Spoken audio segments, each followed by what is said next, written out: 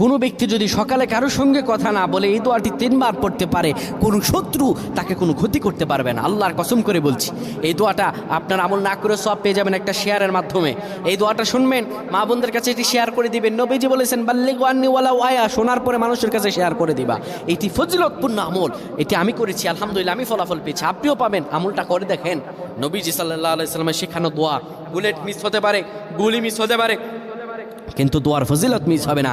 কোনো ব্যক্তি যদি সকালবেলা পড়ে বিসমিল্লাহিল্লাযী লা ইয়াদুররু মা ইসমিহি শাইউন ফিল আরদি ওয়ালা ফিস সামাই ওয়া হুয়াস সামিউল আলিম, এই দোয়াটা কোনো ব্যক্তি যদি 3 বার পড়তে পারে, আমার আল্লাহ রাব্বুল আলামিন আসমানি বালা জমিনি বালা হার কিসিম বালা মুসিবত থেকে তারে বাঁচায়া দিবেন, বিপদ থেকে বাঁচিয়ে দিবেন।